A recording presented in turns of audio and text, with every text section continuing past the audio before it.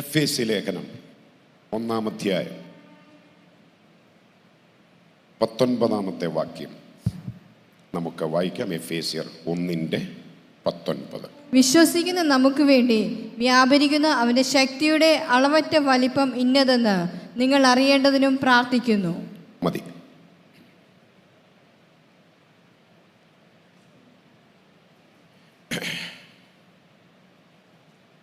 എല്ലാ ദൈവമക്കളുടെയും ആത്മാർത്ഥമായ പ്രാർത്ഥന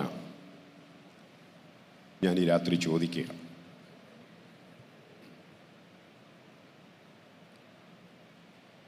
വിശ്വസിക്കുന്ന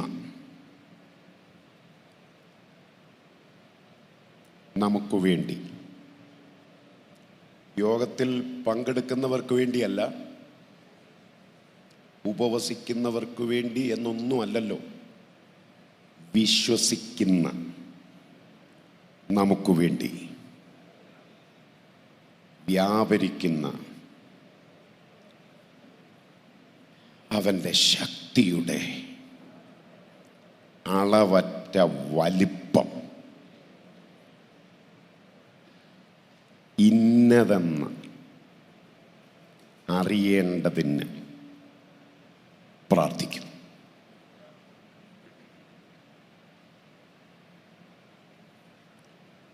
നിങ്ങൾ സ്ഥിരമായി പ്രസംഗങ്ങൾ കേട്ടുവരികയാണ്. അതുകൊണ്ട് ഒരു മുൻവിധിയൊന്നും കൂടാതെ തുറന്ന മനസ്സോടെ ഈ തിരുവെഴുത്തിൻ്റെ മുമ്പിലായിരിക്കണം എന്ന് ഞാൻ നിങ്ങളോട് അപേക്ഷിക്കുകയാണ്. കർത്താവ് നമ്മോട് സംസാരിക്കട്ടെ.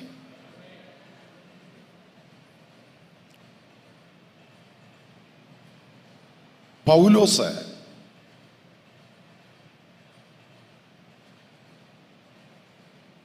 പ്രാർത്ഥിക്കുന്ന ഒരു മനുഷ്യനായിരുന്നു എന്ന് പരിചയപ്പെടുത്തിയാൽ അതിൽ അതിശയോക്തിയില്ല.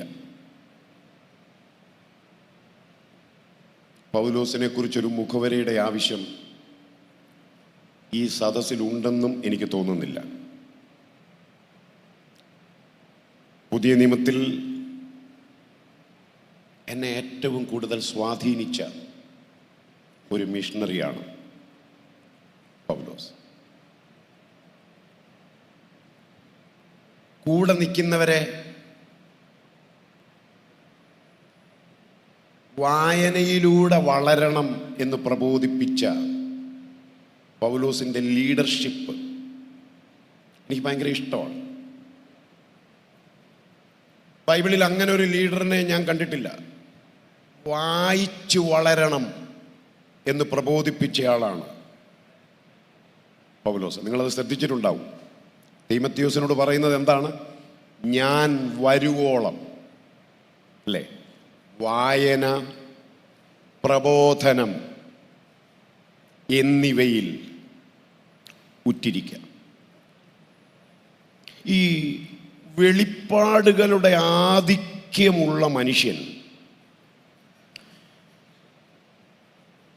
വായിക്കാൻ പ്രബോധിപ്പിച്ചതും പ്രോത്സാഹിപ്പിച്ചതും ഗൗരവമായി കാണേണ്ടതാണ്. പൗലോസ് പറയുന്നത് വായന, പ്രബോധനം എന്നിവയിൽ ഉറ്റിരിക്കുക.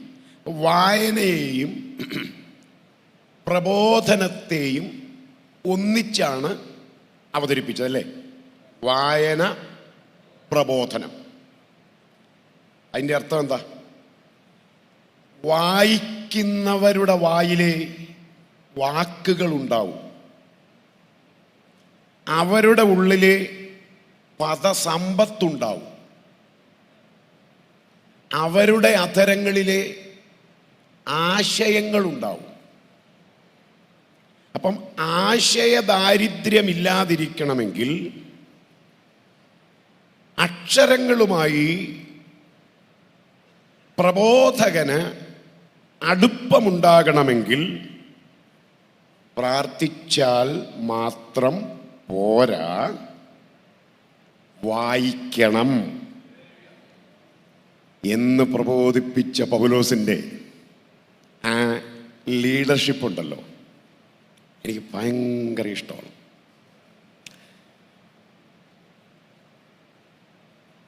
അപ്പോൾ പൗലോസിൻ്റെ ക്വാളിറ്റി നിങ്ങൾക്ക് മനസ്സിലായി. പൗലോസ് വായനയെ പ്രോത്സാഹിപ്പിച്ചയാളാണ്, പ്രബോധനത്തെ പ്രോത്സാഹിപ്പിച്ചയാളാണ്, പ്രാർത്ഥനയെ പ്രോത്സാഹിപ്പിച്ചയാളാണ്. അങ്ങനെ പോകുന്നു പൗലോസിൻ്റെ ക്വാളിറ്റി പറഞ്ഞാൽ. ഇവിടെ പൗലോസിൻ്റെ ഒരു പ്രാർത്ഥനയാണ് നമ്മൾ കാണുന്നത് എഫേസ്യ ലേഖനത്തിൽ. പൗലോസിൻ്റെ എഫേസ്യ ലേഖനത്തിലെ എഫെസോസ് സഭയ്ക്ക് വേണ്ടിയുള്ള പ്രാർത്ഥനയെ ആസ്പദമാക്കി നമ്മളൊക്കെ ധാരാളം സന്ദേശങ്ങൾ കേട്ടിട്ടുണ്ടാവും ഇതിനോടകം. പക്ഷേ എനിക്കിന്ന് രാത്രി നിയോഗമുള്ളത്, ഇപ്രാവശ്യത്തെ നമ്മുടെ ഉപവാസ പ്രാർത്ഥന കഴിയുമ്പോൾ ആത്മാവിൽ ഒരസാധാരണമായ കുതിപ്പ് ഈ സഭയിൽ സംഭവിക്കും. ഈ സഭയിൽ എന്ന് മാത്രമല്ല, ഈ യോഗങ്ങളിൽ പങ്കെടുക്കുന്നവരിൽ സംഭവിക്കും. സാധാരണ ഉപവാസ പ്രാർത്ഥനകൾ കഴിയുന്നത് പോലെ ആവില്ല. ഇപ്രാവശ്യത്തെ ഉപവാസ പ്രാർത്ഥന കഴിയുമ്പോൾ ആത്മശക്തിയുടെ പ്രദർശനശാലകളായി നമ്മൾ പ്രതീക്ഷിക്കാത്ത ചിലർ മാറും. ഹല്ലേലൂയ. എഫെസോസ് സഭയുടെ സ്ഥാപനം സംബന്ധിച്ചോ സ്ഥാപകനെ സംബന്ധിച്ചോ ഒന്നും പ്രസംഗശാസ്ത്രം അനുസരിച്ച് മുഖവരയായി അവതരിപ്പിക്കാൻ സമയമെടുക്കാതെ ഞാൻ നേരിട്ട് ഈ സന്ദേശത്തിലേക്ക് വരാൻ ശ്രമിക്കുകയാണ്. എഫെസോസ് സഭ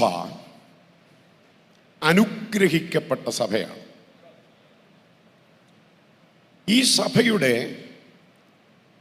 വിശേഷണങ്ങൾ 1-ാം അധ്യായത്തിലുണ്ട്. വായിക്കാൻ സമയമെടുക്കുന്നില്ല. 1-ാം അധ്യായം 1-ാം വാക്യം മുതൽ നോക്കിയാൽ ഈ സഭയുടെ വിശേഷണങ്ങളാണ്. ഇവർ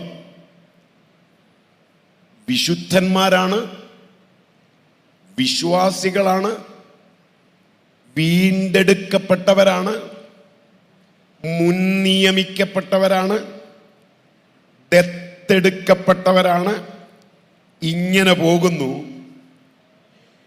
എഫെസോസ് സഭയുടെ ഗുണഗണങ്ങൾ. അപ്പോ വിശുദ്ധന്മാർ, വിശ്വാസികൾ, തിരഞ്ഞെടുക്കപ്പെട്ടവർ, ദത്തെടുക്കപ്പെട്ടവർ, മുൻനിയമിക്കപ്പെട്ടവർ, വീണ്ടെടുക്കപ്പെട്ടവർ എന്നൊക്കെ ഒരു സഭയെക്കുറിച്ച് അവതരിപ്പിക്കുമ്പോൾ എന്തൊരു സന്തോഷമാണ്. ഇങ്ങനെ ഒരു സഭയെ നമ്മൾ പരിചയപ്പെട്ടാൽ നമ്മൾ ആ സഭയെക്കുറിച്ച് പറയുന്ന ഒരഭിപ്രായമുണ്ട്. എന്തായിരിക്കും അതെന്നറിയാം? അനുഗ്രഹിക്കപ്പെട്ട സഭയാണ്. കാരണം അവിടെയുള്ളവർ വിശ്വാസികൾ മാത്രമല്ല, വിശുദ്ധന്മാരാണ്. അവർ തിരഞ്ഞെടുക്കപ്പെട്ടവരാണ്, അവർ ദത്തെടുക്കപ്പെട്ടവരാണ്, അവർ വീണ്ടെടുക്കപ്പെട്ടവരാണ്, അവർ മുൻനിയമിക്കപ്പെട്ടവരാണ്. ഇതിനെല്ലാം വാക്യങ്ങളുണ്ട്. ഞാനത് വായിപ്പിക്കാൻ സമയമെടുക്കാത്തതാണ്. നിങ്ങൾ പിന്നീട് ശ്രദ്ധിച്ചാൽ 1-ാം അധ്യായം 1-ാം വാക്യം മുതൽ വായിച്ചാൽ ഈ വിശേഷണങ്ങളൊക്കെ നിങ്ങൾക്കൊരു പേപ്പറിൽ എഴുതിയെടുക്കാൻ കഴിയും. എഫെസോസ് സഭയുടെ ഗുണഗണങ്ങൾ. ഇത്രയും ഗുണങ്ങളുള്ള ഒരു സഭയ്ക്ക് വേണ്ടി പൗലോസ് പ്രാർത്ഥിക്കുന്നു. അപ്പം ഇത്രയും ഗുണങ്ങളുള്ള സഭയ്ക്ക് പ്രാർത്ഥന ആവശ്യമുണ്ട്. സ്തോത്രം. പൗലോസിന്റെ പ്രാർത്ഥനാ വിഷയങ്ങൾ ശ്രദ്ധിച്ചാൽ 4 പ്രാർത്ഥനാ വിഷയങ്ങളാണ്. അത് നിങ്ങൾക്കറിയാം. ആ 1-ാം അധ്യായത്തിൻ്റെ 16 മുതലുള്ള വാക്യങ്ങൾ അല്ലേ, 17 മുതലുള്ള വാക്യങ്ങൾ താഴോട്ട് വായിച്ചാൽ 17 മുതൽ 19 വരെയുള്ള ആ 4 വാക്യങ്ങൾ വായിച്ചാൽ പൗലോസിന്റെ എഫെസോസ് സഭയ്ക്ക് വേണ്ടിയുള്ള പ്രാർത്ഥനയിലെ 4 വിഷയങ്ങൾ. പ്രാർത്ഥനയ്ക്ക് വിഷയം വേണമല്ലോ, പ്രാർത്ഥനയ്ക്ക് വിഷയങ്ങൾ വേണമല്ലോ. 4 വിഷയങ്ങൾ.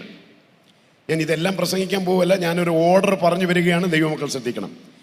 എഫെസോസ് സഭയ്ക്ക് വേണ്ടി പൗലോസ് പ്രാർത്ഥിച്ചു.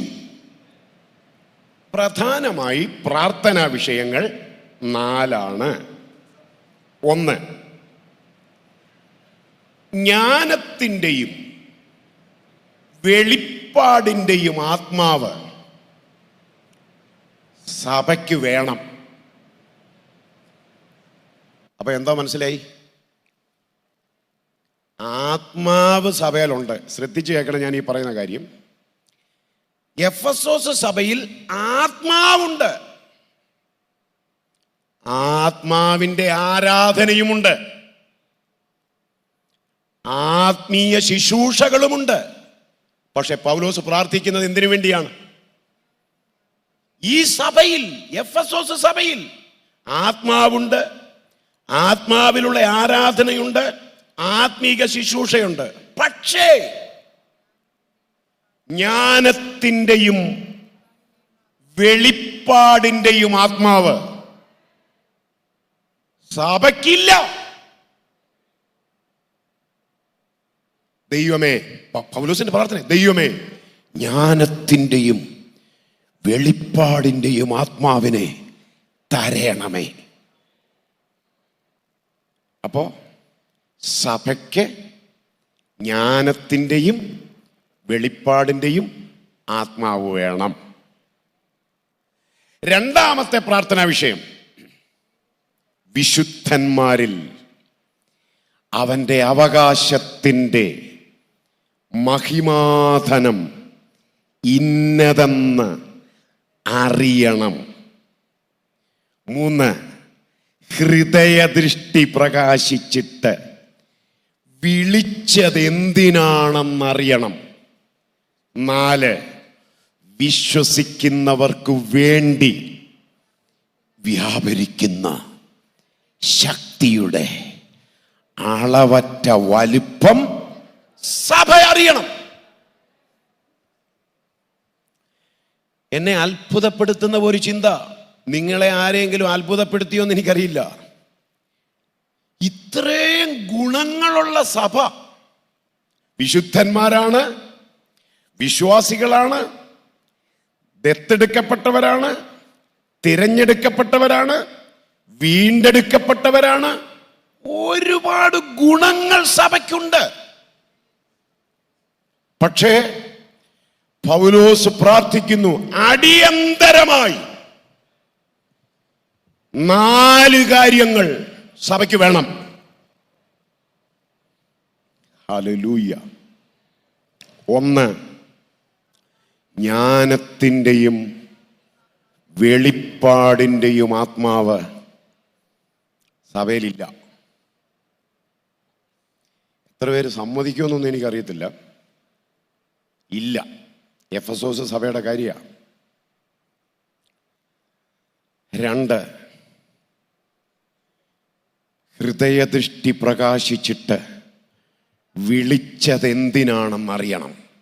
എന്നെ എന്തിനാണ് വിളിച്ചത് എന്ന തിരിച്ചറിവ് സഭയ്ക്കുണ്ടാവണം.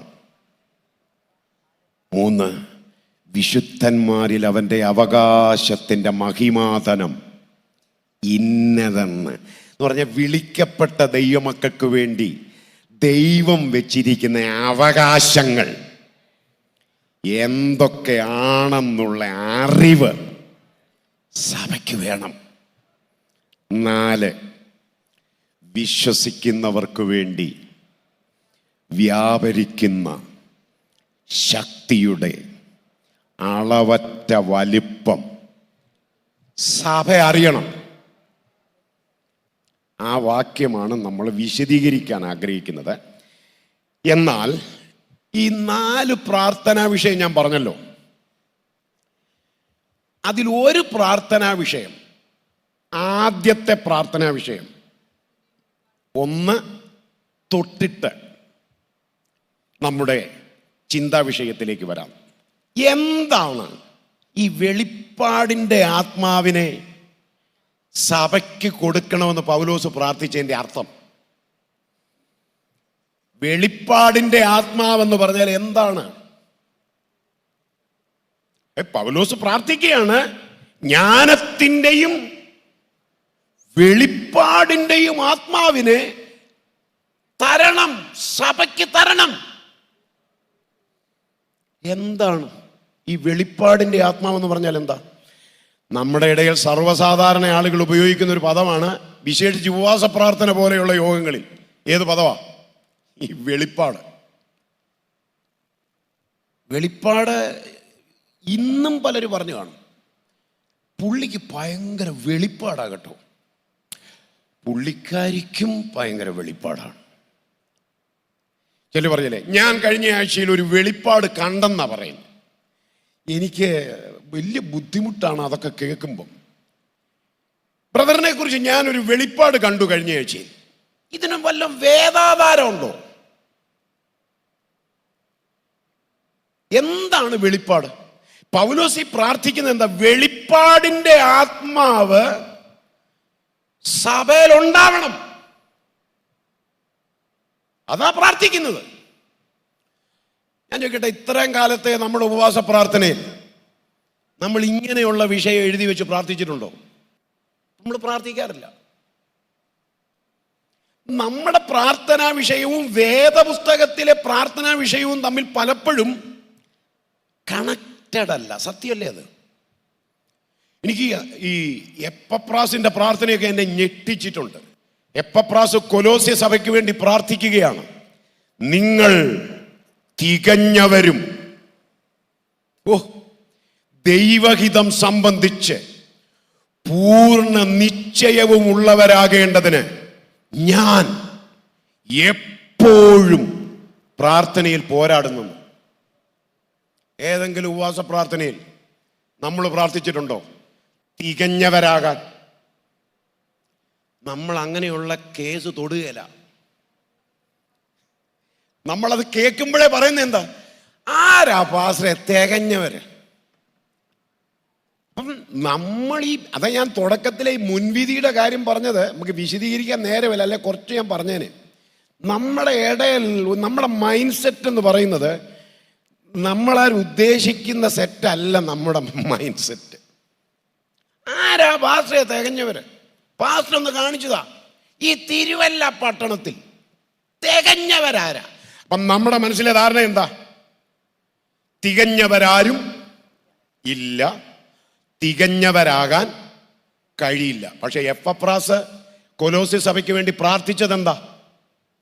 നിങ്ങൾ തികഞ്ഞവരും ദൈവഹിതം സംബന്ധിച്ച് പൂർണ്ണ നിശ്ചയവും ഉള്ളവരായി നിൽക്കേണ്ടതിന് ഞാൻ പ്രാർത്ഥനയിൽ, ആ പദം കണ്ടോ, എപ്പോഴും പോരാടുന്നു. പോരാടി പ്രാർത്ഥിക്കുകയായി എപ്പപ്രാസ്. എന്തിനാ? സഭ തികവിലേക്കെത്താൻ, സഭ ദൈവഹിതത്തിൽ പൂർണ്ണ നിശ്ചയമുള്ളവരാകാൻ. ഞാൻ ദൈവമക്കളുടെ സ്വതന്ത്ര മനസാക്ഷിയിൽ നിങ്ങൾ ചിന്തിച്ചേ, ഞാൻ ഈ പറഞ്ഞ പ്രാർത്ഥനാ വിഷയങ്ങളൊന്നും നമ്മൾ ഇന്നും മുഖവിലേക്ക് എടുത്തിട്ടില്ല. ഇതൊന്നും അല്ല നമ്മുടെ പ്രാർത്ഥനാ വിഷയം. ബൈബിളിലെ പ്രാർത്ഥനാ വിഷയം ഞാൻ പറഞ്ഞു. തികഞ്ഞവരാകാൻ നമ്മൾ പ്രാർത്ഥിക്കുന്നില്ല നമ്മുടെ ഉപവാസ പ്രാർത്ഥനകളിൽ. ദൈവഹിതം സംബന്ധിച്ച് പൂർണ്ണ നിശ്ചയമുള്ളവരാകാൻ പ്രാർത്ഥിക്കുന്നില്ല. ജ്ഞാനത്തിൻ്റെയും വെളിപ്പാടിൻ്റെയും ആത്മാവിനെ ദൈവമേ എനിക്ക് തരണേ, ഞങ്ങളുടെ സഭയ്ക്ക് തരണേ എന്ന് പ്രാർത്ഥിക്കുന്നില്ല. വിളിയാലുള്ള ആശ ഇന്നതെന്നറിയാൻ ഞങ്ങളെ സഹായിക്കണേ കർത്താവേ. ആ വാക്കുകൾ ആരും പറയുന്നില്ല. വിശുദ്ധന്മാരിൽ അവന്റെ അവകാശത്തിന്റെ മഹിമാതനം ഇന്നതെന്നറിയാൻ സഹായിക്കണമേ കർത്താവേ. ഇതാരും പ്രാർത്ഥിക്കുന്നില്ല. നമ്മുടെ കുറിവാക്യം വിശ്വസിക്കുന്ന നമുക്ക് വേണ്ടി വ്യാപരിക്കുന്ന അവന്റെ ശക്തിയുടെ അളവറ്റ വലുപ്പം ഇന്നതെന്നറിയേണ്ടതിന്. ആമേൻ. അതാരും പ്രാർത്ഥിക്കുന്നില്ലെങ്കിൽ ഇന്ന് രാത്രി പ്രാർത്ഥനയുടെ 19ാമത് രാത്രി ദൈവാത്മാവ് നമ്മളോട് ഹൃദ്യമായി ഇടപെടുകയാണ്.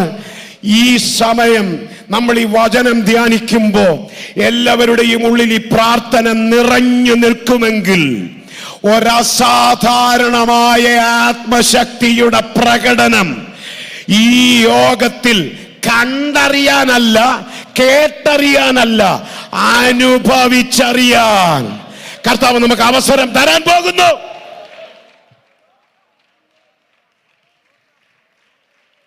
ആമേൻ.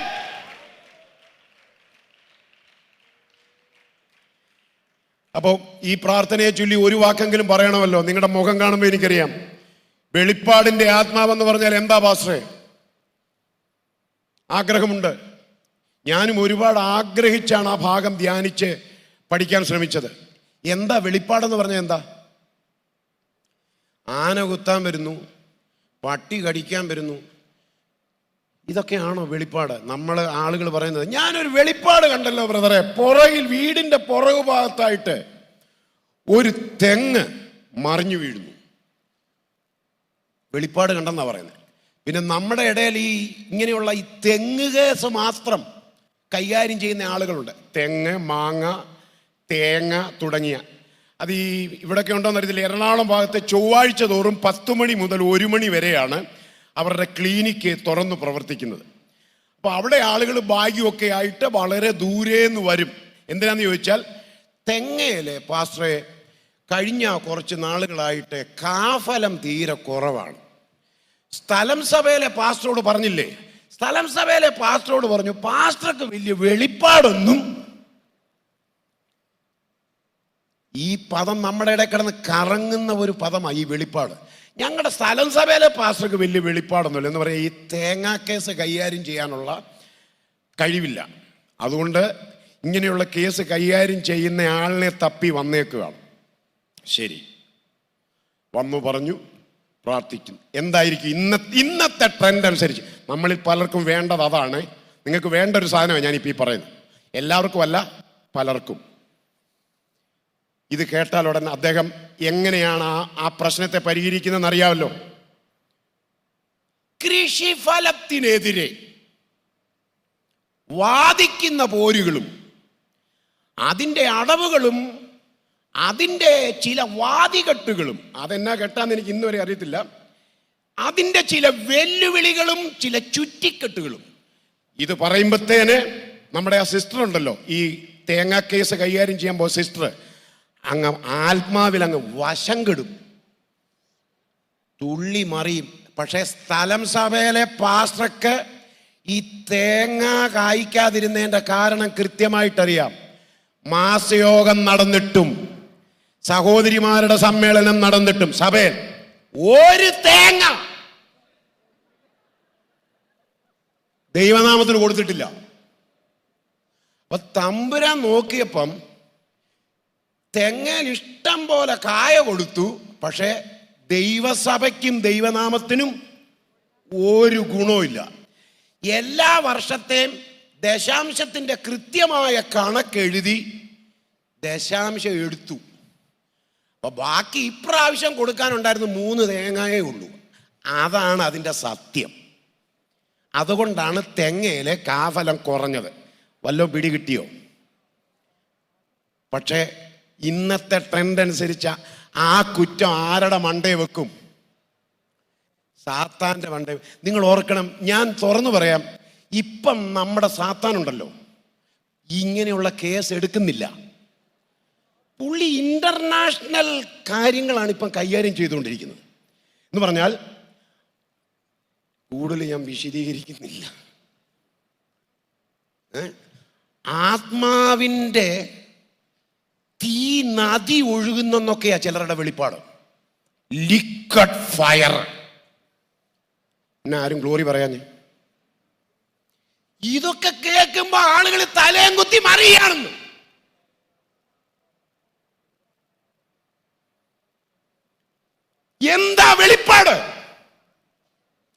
ആരെങ്കിലും എന്തേലും എവിടെങ്കിലും പറഞ്ഞാൽ പിന്നെ ആളുകൾ വണ്ടി കയറി പോവാണ്.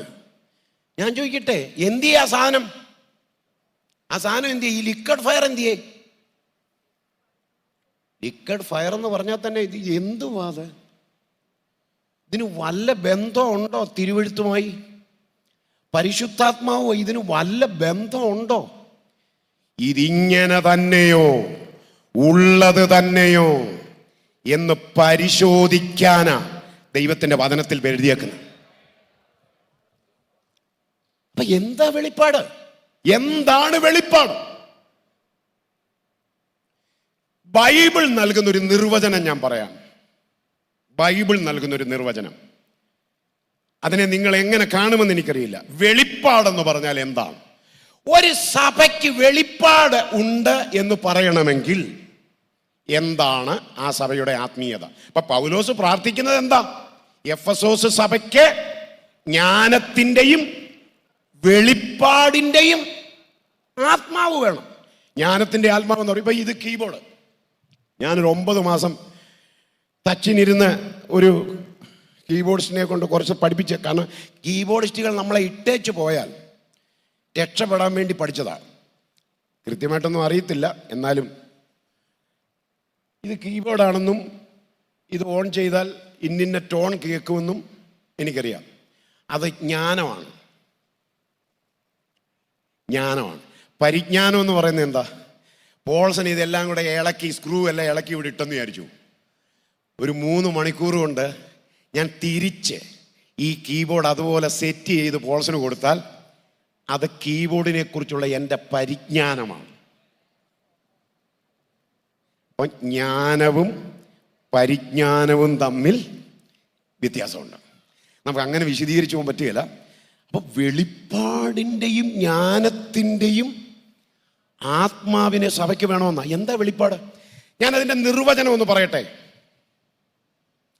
നമ്മുടെ അറിവുകളുടെയും, ഈ പദങ്ങൾ മിസ് ചെയ്യരുത്, ഇതിന് വേദപുസ്തകവുമായി ബന്ധമുണ്ടോ എന്ന് നിങ്ങൾ അന്വേഷിച്ചു. നമ്മുടെ അറിവുകളുടെയും നമ്മുടെ ധാരണകളുടെയും നമ്മുടെ കാഴ്ചപ്പാടിൻ്റെയും അപ്പുറത്തുള്ള യാഥാർത്ഥ്യമാണ് വെളിപ്പാട്. കുറച്ച് പേർക്ക് മനസ്സിലായി, അവർ മാത്രം ആമേൻ പറഞ്ഞു. പലർക്കും മനസ്സിലായില്ലെന്ന് പറയും. ഞാൻ പുസ്തകത്തിൽ നിന്ന് അതിനൊരു ഉദാഹരണം പറയാം. എന്ന് പറഞ്ഞാൽ അറിവുകളുടെയും ധാരണയുടെയും അപ്പുറത്തുള്ള യാഥാർത്ഥ്യമാണ് വെളിപ്പാട്. തെളിവ്. യേശു പുരുഷാരത്തോട് ചോദിച്ചു, നിങ്ങൾ എന്നെക്കുറിച്ച് എന്തു പറയുന്നു? ശ്രദ്ധിച്ചേക്കണം ആ ഭാഗം. നിങ്ങൾ എന്നെക്കുറിച്ച് എന്തു പറയുന്നു? അവർ 4 അറിവുകളാണ് യേശുവിനെ കുറിച്ച് പറഞ്ഞത്. നിങ്ങൾക്ക് വചനം അറിയാമല്ലോ. ചിലർ പറഞ്ഞു ഏലിയാവാണ്, ചിലർ പറഞ്ഞു ഇരമ്യാവാണ്, ചിലർ പറഞ്ഞു യോഹന്നാൻ സ്നാപകനാണ്, ചിലർ പറഞ്ഞു പ്രവാചകന്മാരിൽ ആരോ ഒരുവൻ. അപ്പോ പുരുഷാരത്തിന് യേശുവിനെ കുറിച്ചുള്ള അറിവുകൾ എന്ന് വേണം പറയാൻ 4 കണ്ടോ? 4 അറിവുകൾ. ഒരു ഗ്രൂപ്പ് പറയുന്നു ഏലിയാവാണ്, യേശു ഏലിയാവാണ്. ഒരു ഗ്രൂപ്പ് പറയുന്നു നോ, യേശു ഇരമ്യാവാണ്. ഒരു ഗ്രൂപ്പ് പറയുന്നു ഇവർ രണ്ടുമല്ല, യോഹന്നാൻ സ്നാപകനാണ്. എന്നാൽ മറ്റൊരു ഗ്രൂപ്പ് പറയുന്നു ഇവർ 3 പ്രവാചകൻ. ഞങ്ങൾക്ക് പേരൊന്നും അറിയത്തില്ല, പക്ഷേ ഈ പേര് പറഞ്ഞവരാരുമല്ല, പ്രവാചകന്മാരിൽ ആരോ ഒരുവൻ. അതെന്നെ അറിവാ. ആരാണെന്നറിയില്ല, ആരാണ്ടാണെന്നറിയാം. അതറിവാണോ? യേശു അസ്വസ്ഥനായി. ആ ഭാഗം പഠിച്ചാൽ അറിയാം. യേശു അസ്വസ്ഥനായി. യേശു അത് തിരുത്താനൊന്നും നിന്നില്ല. യേശു തിരിഞ്ഞ് അതിരിക്കട്ടെ, പൊതുജനത്തിന്റെ അറിവ്, പുരുഷാരത്തിന്റെ അറിവ് അവിടെ ഇരിക്കട്ടെ. ശിഷ്യന്മാരെ നോക്കിയിട്ട് യേശു ചോദിച്ചു, അതിരിക്കട്ടെ, നിങ്ങൾ എന്നെക്കുറിച്ച് എന്തു പറയുന്നു? ഞാൻ ചോദിക്കട്ടെ, അറിവുകളുടെ ലോകത്തിൽ പുരുഷാരം നിൽക്കുമ്പോൾ യേശു ശിഷ്യന്മാരോട് ചോദിക്കുകയാണ്, നിങ്ങൾ എന്നെക്കുറിച്ച് എന്തു പറയുന്നു? 11 ശിഷ്യന്മാരും മൗനമായി നിന്നപ്പോ പത്രോസ് പറഞ്ഞത് എന്താ? നീ ജീവനുള്ള ദൈവത്തിൻ്റെ പുത്രനായ ക്രിസ്തു ആകുന്നു. എന്തായിരുന്നു യേശുവിൻ്റെ പ്രതികരണം?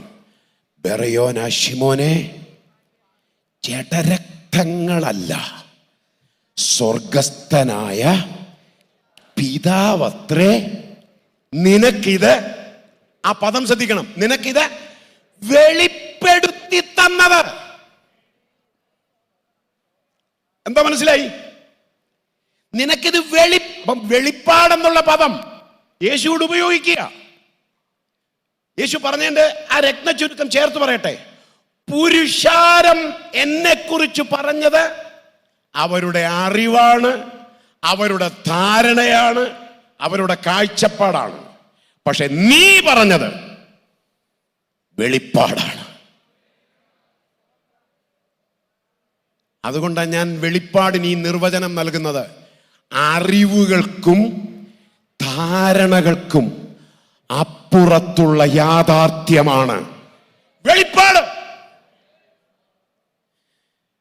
ഇനി ഒരു 30% ആളുകൾക്ക് കൂടെ ഈ വെളിപ്പാടെന്ന് പറഞ്ഞാൽ എന്താന്ന് പിടികിട്ടാനുണ്ട്. കാരണം ഈ തെങ്ങ് വീഴുന്നു, മാങ്ങ വീഴുന്നു, പട്ടി കടിക്കാൻ വരുന്നു, ആന കുത്താൻ വരുന്നു എന്ന് വെളിപ്പാട് കണ്ട് കണ്ട് ഊപ്പാട് വന്നവർ ഇവിടെ ഇരിപ്പുണ്ട്.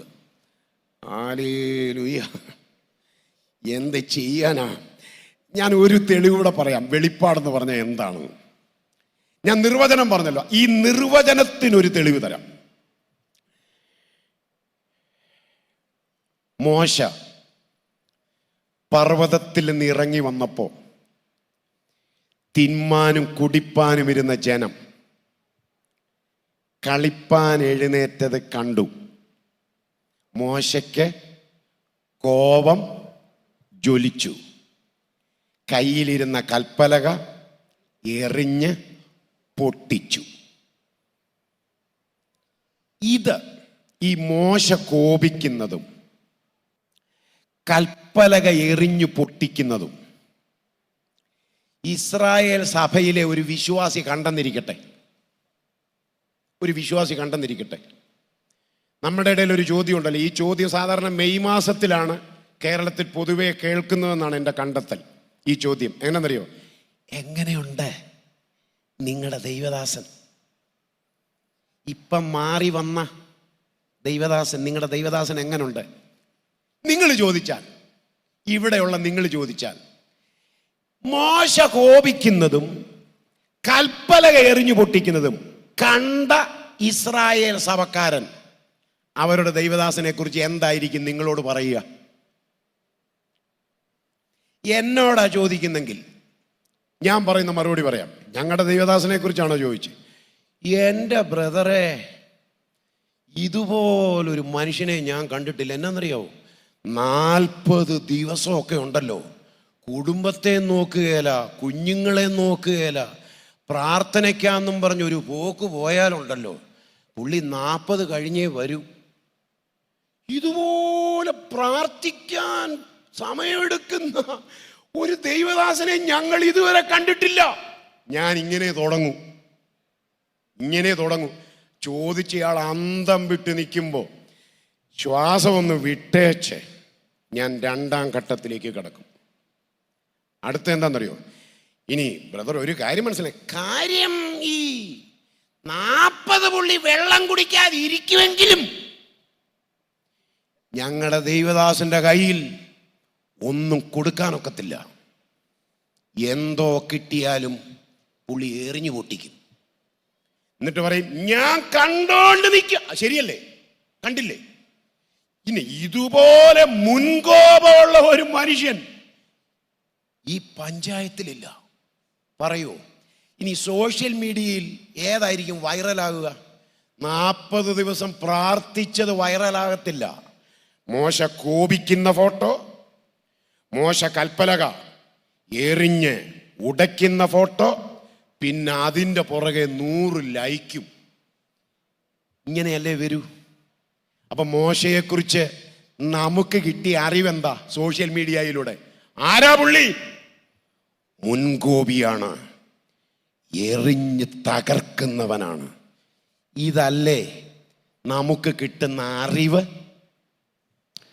കാഴ്ചകളിലൂടെ ലഭിക്കുന്ന അവബോധത്തെ ആ കാഴ്ചപ്പാടെന്ന് പറയുന്നു.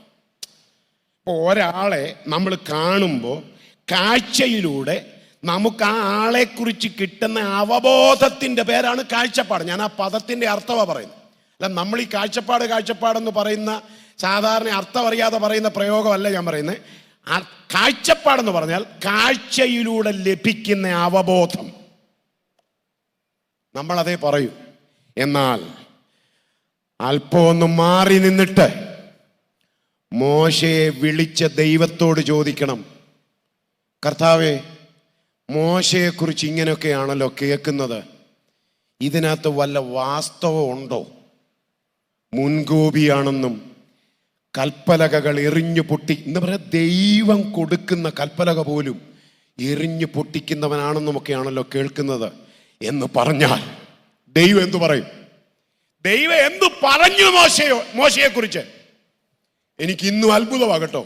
ദൈവം പറഞ്ഞു മോശയെക്കുറിച്ച്, ഭൂതലത്തിൽ, അല്ല മനസ്സിലാകുന്നുണ്ടോ? ഇസ്രയേലിൽ നിന്നുള്ള പദമല്ല ദൈവം പറഞ്ഞത്.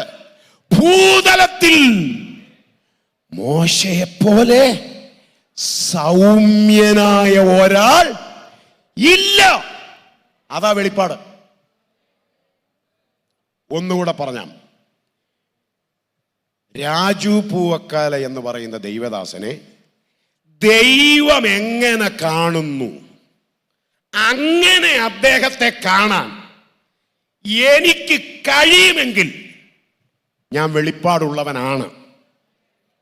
ഒരു സംശയവും വേണ്ട. അതാ വെളിപ്പാട്. ഇപ്പം നമ്മളൊരു വാക്യം ധ്യാനിക്കാൻ പോകുന്നു. ഈ 66 പുസ്തകങ്ങളിലെ 31,173 വാക്യങ്ങളും ദൈവത്തിൻ്റെതാണ്, അല്ലേ? ദൈവശ്വാസീയമാണ്. ഈ ബൈബിളിലെ ഒരു വാക്യത്തെ ദൈവം എങ്ങനെ കാണുന്നു, അങ്ങനെ കാണാൻ ഒരു ദൈവദാസന് കഴിയുമെങ്കിൽ നമുക്ക് ധൈര്യത്തോടെ പറയാം, അയാൾ വെളിപ്പാടുള്ളയാളാണ്. അതാ ബൈബിൾ നമുക്ക് നൽകുന്ന വെളിപ്പാടിൻ്റെ നിർവചനം. ഞാൻ ഒരു കാര്യം പ്രബോധനമായി സഭയോട് പറയുക, പുറമേ കാണുന്ന എന്തെങ്കിലും ചലനങ്ങൾ വെച്ച് നമ്മൾ ആരെയും വിധിക്കരുത്, ആർക്കും സർട്ടിഫിക്കറ്റ് എഴുതരുത്. ദൈവം കാണുന്നത് പോലെ ഒരാളെ കാണാനും വിലയിരുത്താനും കഴിയുന്നില്ലെങ്കിൽ അഭിപ്രായം പറയാൻ നിൽക്കരുത്. ഞാൻ ഈ ആശയം ഇത്രയും വിശദീകരിച്ചത് എന്താണെന്ന് എനിക്ക് തുടക്കത്തിൽ അറിയില്ല, പക്ഷെ ഇപ്പോൾ എനിക്ക് കൃത്യമായി ആത്മാവ് ബോധ്യം തരുന്നു. നിങ്ങൾ പ്രാഥമികമായി വിലയിരുത്തി അഭിപ്രായം പറഞ്ഞതുപോലെ അല്ല ആ ആൾ എന്ന് ദൈവാത്മാവ് ഇന്ന് രാത്രി ദൈവമക്കളോട് പറയുന്നു. അഭിപ്രായങ്ങൾ തിരുത്താൻ ദൈവാത്മാവ് പറയുന്നു. ദൈവം അദ്ദേഹത്തെ കാണുന്നത് പോലെ അദ്ദേഹത്തെ കാണാൻ കഴിയുന്നില്ലെങ്കിൽ ഒരഭിപ്രായ പ്രകടനത്തിനും നിൽക്കരുത്. നമ്മുടെ ദൈവം സർവജ്ഞാനിയായ ദൈവമാണ്. അപ്പൊ എഫെസോസിലെ സഭയ്ക്ക് വേണ്ടി പൗലോസ് പ്രാർത്ഥിക്കുന്നതിന്റെ അർത്ഥം മനസ്സിലായോ? ഈ ആത്മാവ് സഭയ്ക്ക് വേണം, വെളിപ്പാടിന്റെ ആത്മാവ്. 19ാമത്തെ രാത്രിയിൽ പ്രയർ സെന്റർ സഭയിൽ പരിശുദ്ധാത്മാവ് പറയുകയാണ്, വെളിപ്പാടിന്റെ ആത്മാവിലേക്ക് ഈ 19ാമത് ദിവസവും സഭ വന്നിട്ടില്ലെങ്കിൽ സഭ വരണം. വെളിപ്പാടിന്റെ ആത്മാവിനെ തരണമേ എന്ന് പ്രാർത്ഥിക്കാൻ നമുക്ക് കഴിയട്ടെ. ഇങ്ങനെ ഓരോ വാക്യങ്ങളെയും വിശദീകരിച്ച് വിശകലനം ചെയ്താണ് പൗലോസിൻ്റെ പ്രാർത്ഥന നമ്മൾ പഠിക്കേണ്ടത്. നമുക്ക് ആ ഭാഗം വിടാം. അപ്പോൾ പൗലോസിൻ്റെ എഫെസോസ് സഭയ്ക്ക് വേണ്ടിയുള്ള പ്രാർത്ഥനാ വിഷയങ്ങൾ 4 എന്ന് ഞാൻ പറഞ്ഞു. അത് 4 ഏതാണെന്നും ഞാൻ പറഞ്ഞു. അതിൽ ഒരു വിഷയത്തിൻ്റെ വേദശാസ്ത്ര വെളിച്ചത്തിലുള്ള അർത്ഥം എന്താണെന്നും നമ്മൾ ചിന്തിച്ചു. ഇനി നമുക്ക് ആ കുറിവാക്യത്തിലേക്കൊന്ന് വരാം. നമ്മുടെ കുറിവാക്യം നെഞ്ചോട് ചേർത്ത് ഇത് കൊതിക്കുന്ന എത്ര ദൈവമക്കൾ ഇതിനകത്തുണ്ട്? എന്താ? വിശ്വസിക്കുന്നവർക്ക് വേണ്ടി വ്യാപരിക്കുന്ന ശക്തിയുടെ അളവറ്റ വലിപ്പം ഇന്നതെന്നറിയാൻ. പ്രാർത്ഥിക്കുന്നെന്ന് പറയുമ്പോൾ ഇതറിയാൻ കഴിയുമെന്നല്ലേ? ഇതുവരെ അത് അറിയാൻ കഴിഞ്ഞിട്ടില്ലെങ്കിൽ അറിഞ്ഞിട്ട് നിൽക്കുകയാണെന്ന് കരുതരുത്. ഞാൻ ഇന്ന് രാത്രി ഈ വചനം നമ്മൾ ഒരുമിച്ച് പങ്കുവെക്കുമ്പോൾ ഈ ശക്തിയുടെ അളവറ്റ വലിപ്പം ഇതിനകത്തിരിക്കുന്ന എല്ലാവരും, ഞാൻ ഉൾപ്പെടെ ഒന്നറിയാൻ കഴിഞ്ഞിരുന്നെങ്കിൽ, ഒന്നനുഭവിക്കാൻ കഴിഞ്ഞിരുന്നെങ്കിൽ, നമ്മൾ പ്രതീക്ഷിക്കുന്നത് പോലെ അല്ല അസാധാരണമായ ദൈവപ്രവർത്തികൾക്ക് ഇന്ന് രാത്രിയിലത്തെ യോഗം സാക്ഷ്യം വഹിക്കും. ഈ വാക്യം വേദശാസ്ത്ര വെളിച്ചത്തിൽ ഞാൻ വിശദീകരിക്കാൻ പോവുകയാണ്. എന്നാൽ ഒരു കാര്യം നിങ്ങൾ ഇവിടെ ശ്രദ്ധിച്ചേ. 20-ാം വാക്യം നോക്കിയേ. 20-ാം വാക്യം എഫേസ്യർ 1:20. അങ്ങനെ അവൻ, ശ്രദ്ധിക്കണേ, അങ്ങനെ അവൻ. ഏതാണ് ഈ അവൻ? പരിശുദ്ധാത്മാവ്.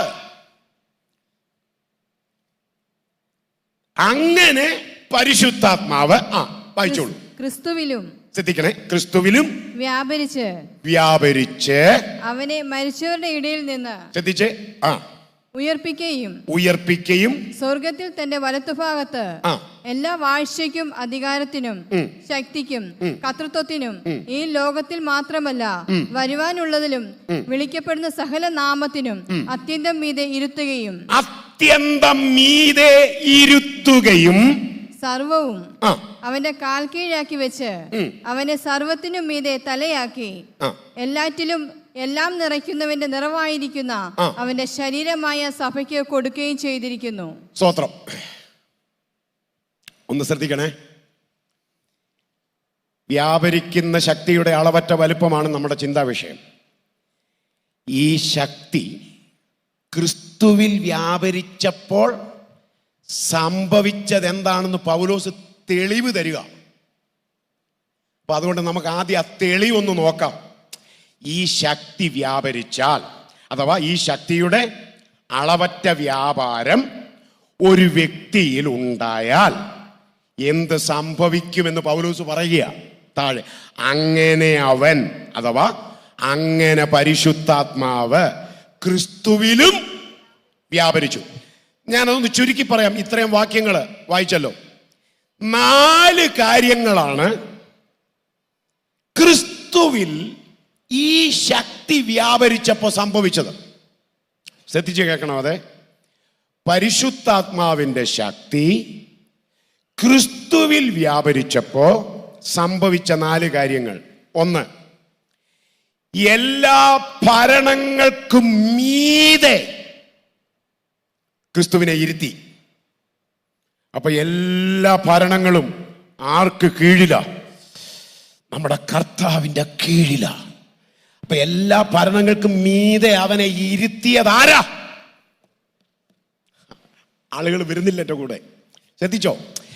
എല്ലാ ഭരണങ്ങൾക്കും മീതെ യേശുവിനെ ഇരുത്തിയതാരാ?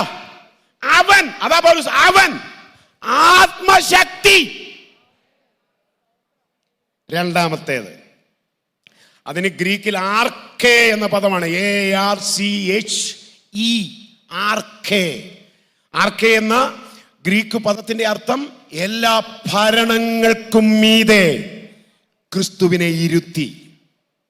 രണ്ടാമത്, ക്രിസ്തുവിൽ ഈ ശക്തി വ്യാപരിച്ചപ്പോ സംഭവിച്ചത് എല്ലാ ശക്തികൾക്കും മീതെ. എനിക്ക് ആ പദം ഭയങ്കര ഇഷ്ടമാണ്. ക്രിസ്തുവിനെ ഇരുത്തി ലോകത്തിലെ സകല ശക്തികളും എന്റെ കർത്താവിന്റെ കാൽ കീഴിലാ. ഓ, ആ കർത്താവിനെ ഹൃദയത്തിൽ വഹിക്കുന്ന ദൈവമക്കളാ ഇന്ന് രാത്രി ഇതിനകത്തിരിക്കുന്നത്. ആ കർത്താവിന്റെ സാന്നിധ്യമായി ഈ യോഗത്തിലുള്ളത്. ഹല്ലേലൂയ. ഞാൻ തുടക്കത്തിലെ പറഞ്ഞു, പ്രസംഗം കേൾക്കാൻ ഇരിക്കാതെ വചനത്തിന്റെ ആഴങ്ങൾ ആരായാൻ ആത്മാവിലൊന്ന് ശ്രമിച്ചേ. ക്രിസ്തുവിൽ ശക്തി വ്യാപരിച്ചപ്പോ രണ്ടാമത് സംഭവിച്ചത് എല്ലാ ശക്തിക്കും മീതെ യേശുവിനെ ഇരുത്തി. അതിന് ഡുനാമിസ് എന്ന പദമാണ് ഗ്രീക്കിൽ ഉപയോഗിക്കുന്നത്. എല്ലാ ശക്തിക്കും മീതെ യേശുവിനെ ഇരുത്തി. മൂന്നാമത്തേത് ക്രിസ്തുവിൽ. പൗലോസ് പറഞ്ഞതിന്റെ അർത്ഥമാണ് ഈ പറയുന്നത്. അങ്ങനെ അവൻ ക്രിസ്തുവിലും വ്യാപരിച്ചു. ക്രിസ്തുവിൽ വ്യാപരിച്ചപ്പോ മൂന്നാമത് സംഭവിച്ചത് എല്ലാ അധികാരങ്ങൾക്കും മീതെ ക്രിസ്തുവിനെ ഇരുത്തി. സകല അധികാരവും നമ്മുടെ കർത്താവിന്റെ കീഴിലാണെങ്കിൽ നിന്റെ മേലോ നിന്റെ തലമുറയുടെ മേലോ ശുശ്രൂഷയുടെ മേലോ അവകാശം പറഞ്ഞു വരാൻ, അധികാരം പറഞ്ഞു നിന്ന് പോരാടാൻ ഒരധികാരത്തിനും കഴിയില്ല. എല്ലാ അധികാരവും യേശുവിന്റെ കീഴിലാണെങ്കിൽ ഇന്ന് രാത്രി സകല അധികാരവും ലഭിച്ചവൻ ഈ യോഗത്തിൽ ഉലാവുന്നുണ്ട്.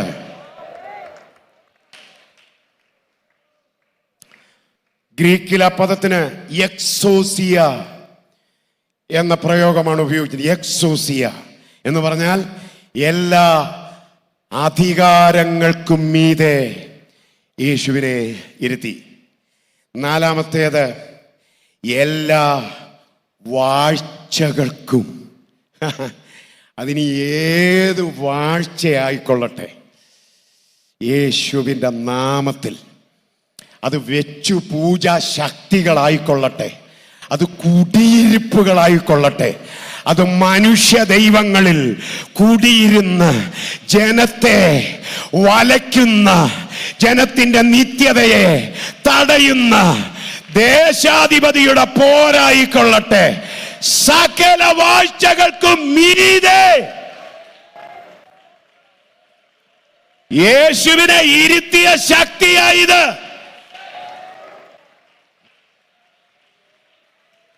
അപ്പൊ ഈ ശക്തി പ്രയർ സെന്ററിൽ വ്യാപരിച്ചാലോ, ഈ ശക്തി ഇന്ന് രാത്രി ഇവിടെ വ്യാപരിച്ചാലോ, ഏതെങ്കിലും വാഴ്ചകൾക്ക് സഭയെ വിറപ്പിക്കാൻ പറ്റുമോ? ഏതെങ്കിലും അധികാരങ്ങൾക്ക് നമുക്കെതിരെ അവകാശം ഉന്നയിക്കാൻ പറ്റുമോ?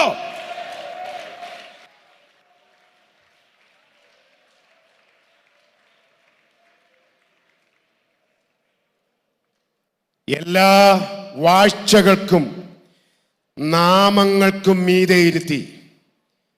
അതിനുപയോഗിച്ചിരിക്കുന്ന പദം കാരിയോതെറ്റോസ് എന്ന ഗ്രീക്ക് പദമാണ്. 4 ഗ്രീക്ക് പദങ്ങൾ ഞാൻ ആർക്കേ എന്ന പദം, ഡുനാമിസ്, എക്സോസിയ, കാരിയോതെറ്റോസ്. ഞാൻ അതിന്റെ മലയാളത്തിൽ അതൊന്നുകൂടെ ഒന്ന് പറഞ്ഞോട്ടെ. ആമേൻ. ഗ്രീക്കൊന്നും അറിയാവുന്നതുകൊണ്ട് പറയുന്നതല്ല. ഈ ആശയം എൻ്റെ അകത്തൊന്ന് കയറാനുള്ള കൊതി കൊണ്ട്, സഭയോട് ദൂത് പറയാനുള്ള ആഗ്രഹം കൊണ്ട് നിങ്ങളോട് പറഞ്ഞെന്നുള്ളതേ ഉള്ളൂ. ഞാനൊരു തിയോളജിയനൊന്നുമല്ല. പക്ഷെ എനിക്ക് ഇന്ന് രാത്രി ദൈവസഭയെ പറയാനുള്ളത് ഈ ശക്തിയുടെ വലിപ്പം. ആമേൻ. ഇതൊന്ന് ഇന്ന് രാത്രി വ്യാപരിച്ചാൽ, ഓ ഹല്ലേലൂയ, ഒരധികാരത്തിനും ഒരു ശക്തിക്കും ഒരു വാഴ്ചകൾക്കും ഒരു നാമങ്ങൾക്കും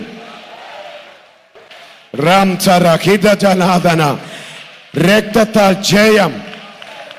നമ്മെ തോപ്പിക്കാൻ പറ്റത്തില്ല.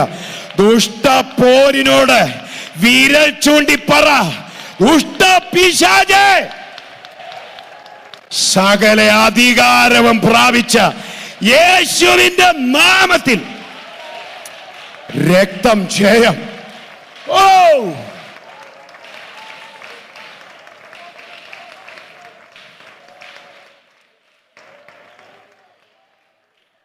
അപ്പൊ ശ്രദ്ധിച്ചേ, അപ്പോ എല്ലാ ഭരണങ്ങൾക്കും എല്ലാ ശക്തികൾക്കും എല്ലാ അധികാരങ്ങൾക്കും എല്ലാ വാഴ്ചകൾക്കും മീതെ ആര് കൊണ്ടുപോയി ഇരുത്തി? പരിശുദ്ധാത്മാവ് ക്രിസ്തുവിനെ സ്വർഗത്തിൽ കൊണ്ടുപോയി ഇരുത്തി. പരിശുദ്ധാത്മാവ് ക്രിസ്തുവിൽ വ്യാപരിച്ച് ചെയ്ത 4 കാര്യങ്ങൾ ഇതാ. ഈ 4 കാര്യം ചെയ്ത് സ്വർഗത്തിൽ കൊണ്ടുപോയി ഇരുത്തിയ ശേഷം അവിടെ ഇരുന്നില്ല, ആത്മാവ് അവിടെ ഇരുന്നില്ല. അവിടെ നിന്ന് തിരിച്ചു വന്നിട്ട് സഭയ്ക്ക് വേണ്ടി വ്യാപരിക്കുന്നു. അതാ പൗലോസ് പറഞ്ഞു വരുന്നതിന്റെ അർത്ഥം.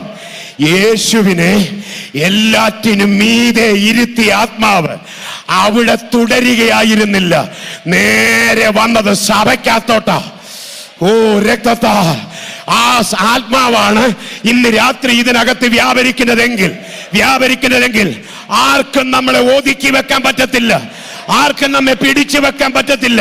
കൂടോത്രം ചെയ്തോ ആഭിചാരം ചെയ്തോ നമ്മളെ നശിപ്പിക്കാൻ ഒരു ശക്തിക്കും കഴിയില്ല.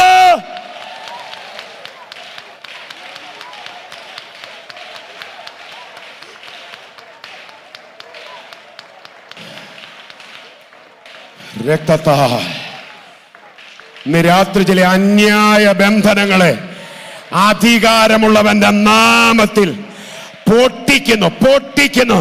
കൃപ ലഭിച്ച ദൈവപൈതലേ, ദൈവം നമ്മെ അധികാരമെന്ന് ഉപയോഗിച്ച് നീ ഒരു പതിഞ്ഞ സ്തോത്രം പറഞ്ഞ് പരിചയത്തിൽ നിന്നുള്ള ആരാധനയ്ക്ക് നിൽക്കാതെ ഈ ശക്തിയുടെ വ്യാപാരത്തിന് ശരീരത്തെ ഒന്ന് വിട്ടേ.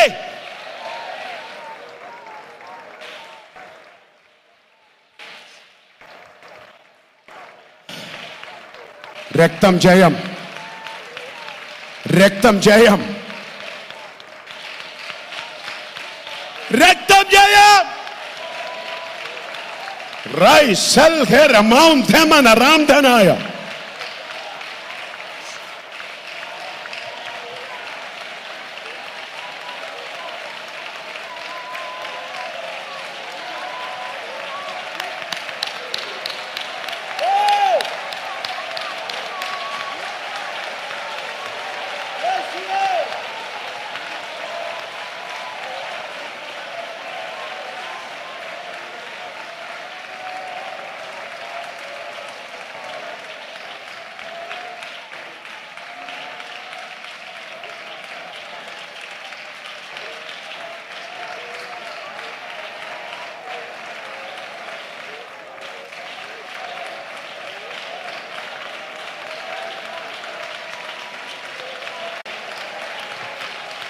വ്യാപരിക്കട്ടെ.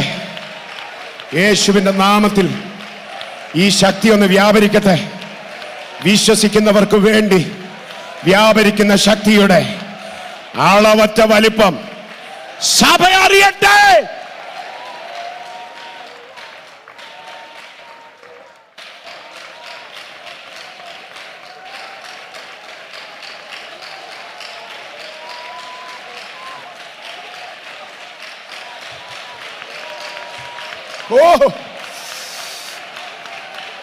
ഒളിഞ്ഞു മറഞ്ഞു വരുന്ന് തന്റെ ജനത്തിനെതിരെ, സഭയുടെ മുന്നേറ്റത്തിനെതിരെ, സഭയുടെ ഐക്യതയ്ക്കെതിരെ, ആത്മീക ഉയർച്ചയ്ക്കെതിരെ ആയുധങ്ങൾ നിർമ്മിക്കുന്ന ചില അധികാര കേന്ദ്രങ്ങളിൽ ദൈവത്തിന്റെ ആത്മാവ് അതിശക്തമായി വചനത്തിന്റെ വാളു വീശുന്നു. ഓ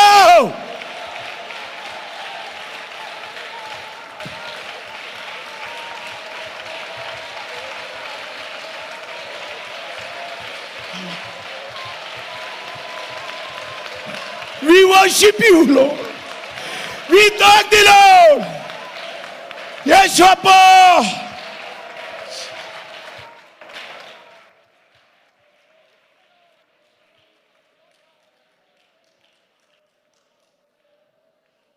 ഹർത്താൽ പൗലോസ് പ്രാർത്ഥിക്കുന്നത് ഈ അധികാരങ്ങൾക്കും ശക്തികൾക്കും വാഴ്ചകൾക്കുമെല്ലാം മീതെ ക്രിസ്തുവിനെ സ്വർഗത്തിൽ കൊണ്ടുപോയി ഇരുത്തിയ പരിശുദ്ധാത്മാവ് തിരിച്ചു വന്ന് സഭയിൽ വ്യാപരിക്കുന്നു. ആ ശക്തിയുടെ അളവറ്റ വലിപ്പം സഭ അറിയണം. സഭ അറിയണം. അപ്പം സഭ അറിഞ്ഞാലോ സഭ പിന്നെ ഒരധികാരത്തെയും വല്ലതും മനസ്സിലാകുന്നുണ്ടോ ദൈവ പൈതലേ? ഒരധികാരത്തിന്റെയും മുൻപിൽ ചൂളി നിൽക്കാൻ സഭയ്ക്കാവില്ല. ഒരു വാഴ്ചയുടെയും മുൻപിൽ വിറക്കേണ്ടവരല്ല സഭ. രക്തം ജയം. എനിക്കറിയില്ല, ഇതിനകത്ത് ചിലരുടെ മേൽ ദൈവം കൈമാറുന്ന അധികാരമുണ്ടല്ലോ. നീ വിരൽ ചൂണ്ടിയാൽ, നീ ആത്മാവിൽ വിരൽ ചൂണ്ടിയാൽ വിടുതൽ, വിടുതൽ.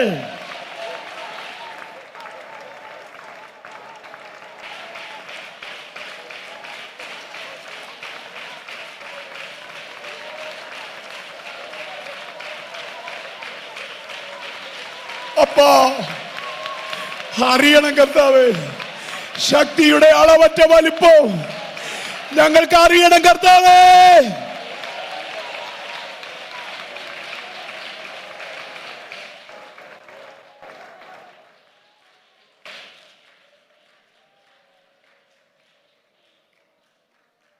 അല്ലാതെ വെറുതെ പരിശുദ്ധാത്മാവിന്റെ ശക്തിയുടെ പുതുക്കം ഉണ്ടാകുക, ഇതൊന്നും അല്ല പൗലോസിന്റെ പ്രാർത്ഥന. മനസ്സിലായോ?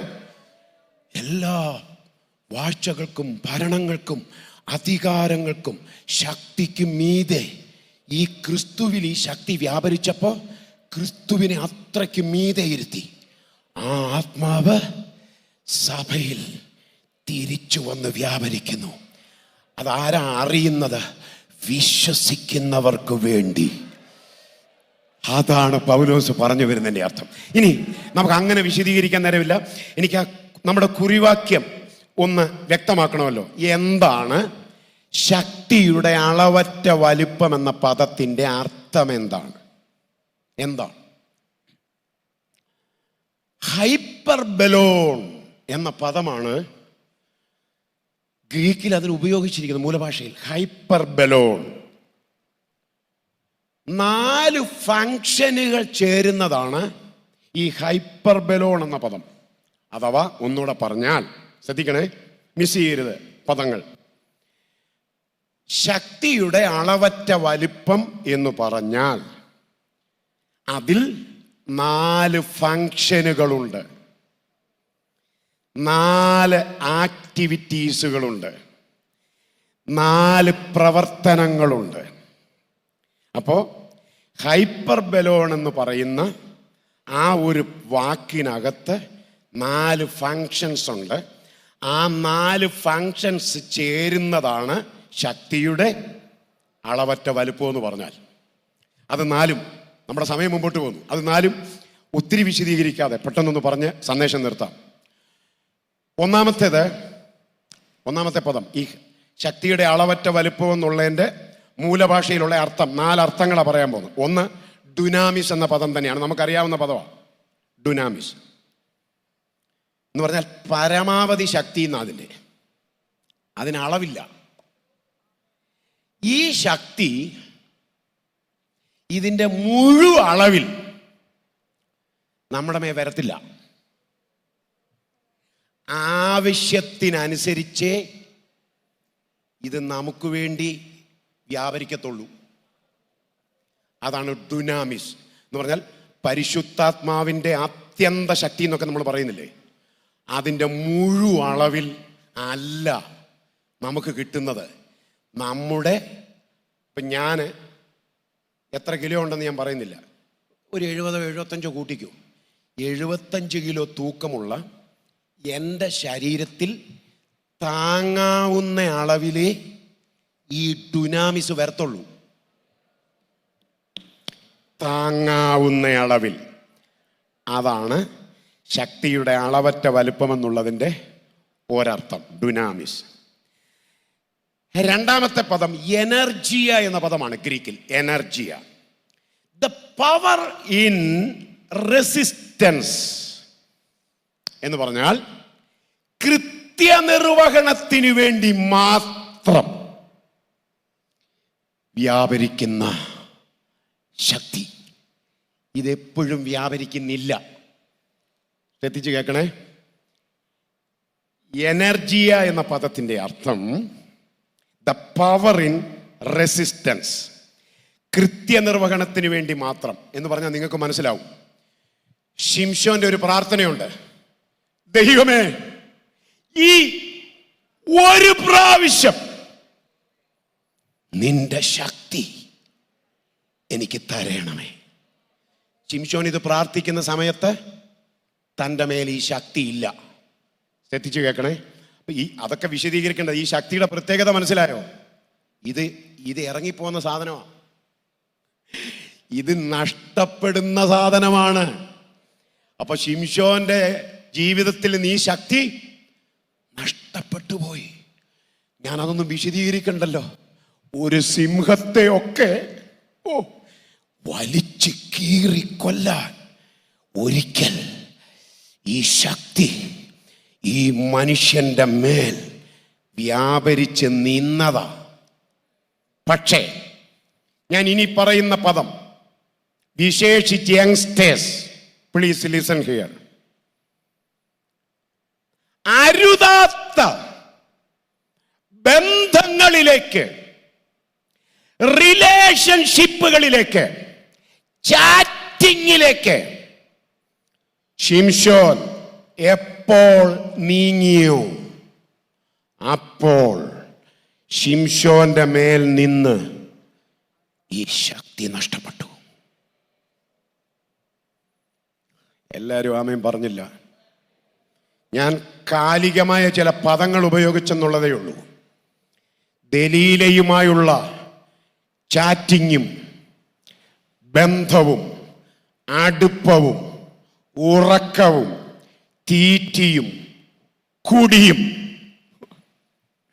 കുന്നൊന്നേ കുന്ന് രണ്ടേ എന്ന് പറഞ്ഞ് ഫെലിസ്ത്യരെ ആത്മശക്തി കൊണ്ട് കീഴ്പ്പെടുത്തിയവൻ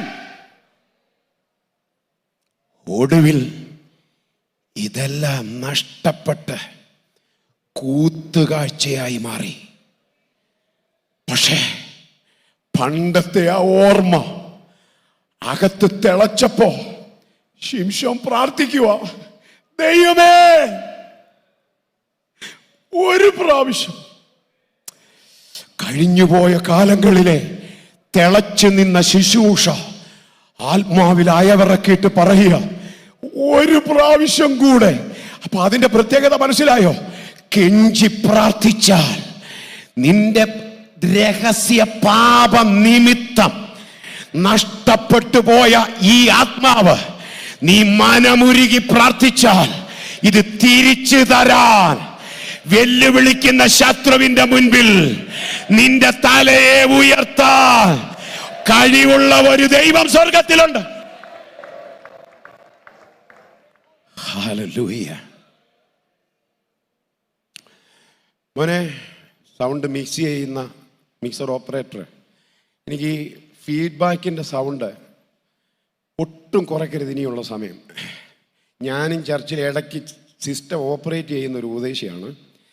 എനിക്കതുകൊണ്ട് അറിയാം. നമ്മുടെ പ്രത്യേകത, നമ്മൾ ഇടയ്ക്ക് വയലൻ്റ് ആവുമല്ലോ.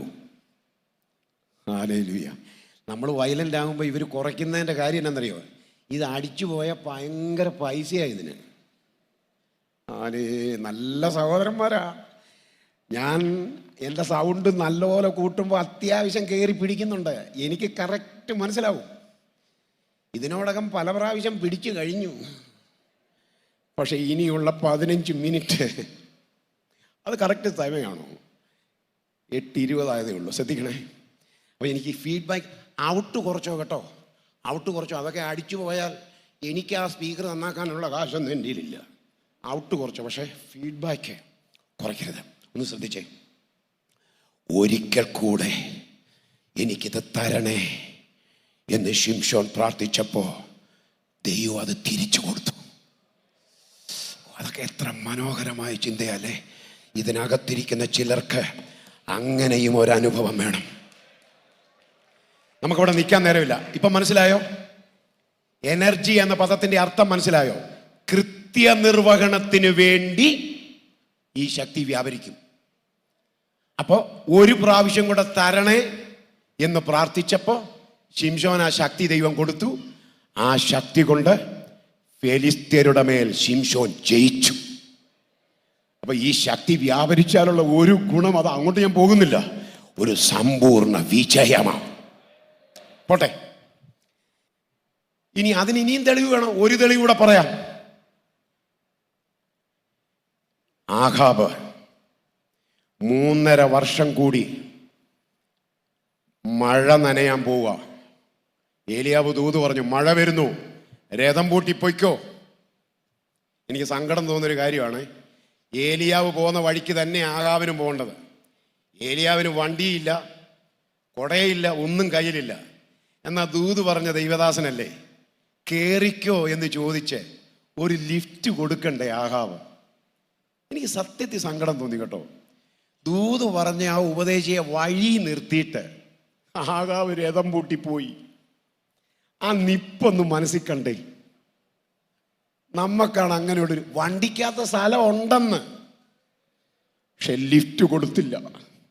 അത് സ്വർഗം അന്നേ കുറിച്ചു വെച്ചു കേട്ടോ. അതുകൊണ്ടാണ്, അത് കുറിച്ചു വെച്ചത് കൊണ്ടാണ് സ്വർഗത്തിൽ നിന്ന് രഥം അയച്ചത്. അപ്പം വല്ലതും മനസ്സിലായോ?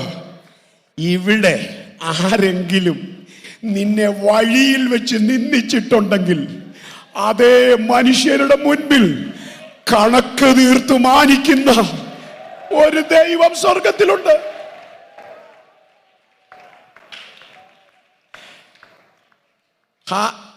ഞാൻ പറയട്ടെ, ഹാനോക്കിനെ എടുത്തുകൊണ്ടതിനാൽ കാണാതായെന്നേ ഉള്ളൂ. എങ്ങനെ എടുത്തെന്നില്ല. രഥോ അയച്ചില്ല, കുതിരയെ അയച്ചില്ല. എന്നാൽ ഈ ഏലിയാവിന് വേണ്ടി മാത്രം അഗ്നി അശ്വവും അഗ്നിരഥവും അയച്ചതിന് ഒരൊറ്റ ഉത്തരമേ ഉള്ളൂ. ആഹാബേ, നിനക്ക് രഥമുണ്ട്, കുതിരയുണ്ട്, പക്ഷെ എന്റെ ദാസൻ അതിൽ ഇടമില്ലായിരുന്നല്ലേ.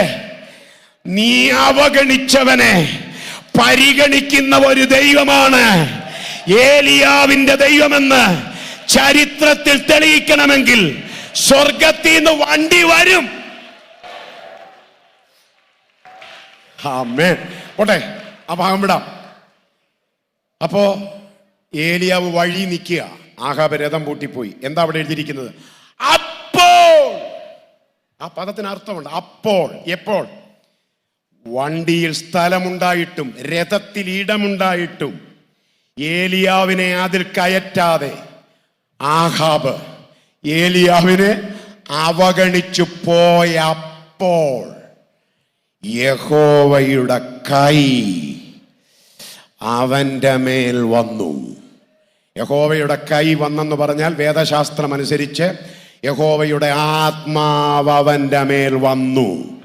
അവൻ അരമുറുക്കിയും കൊണ്ട് ആഹാബിന്റെ രഥത്തിന്റെ മുൻപിലോടി. വല്ലതും മനസ്സിലായോ? വല്ലതും മനസ്സിലായോ? നിന്നെ ആർക്കും പുറകിൽ നിർത്താൻ പറ്റത്തില്ലെന്ന ദൈവാത്മാവ് എന്നോട് ഇന്ന് രാത്രി ദൂത് പറയുന്നത്. ആരൊക്കെ നിന്നെ പുറകിലാക്കാൻ ശ്രമിച്ചാലും, ആമേൻ, പിന്തള്ളുന്നവരുടെ മുൻപിൽ ഈ ആത്മശക്തി നമ്മെ മുമ്പിലെത്തിക്കും. നമ്മെ മുമ്പിലെത്തിക്കും.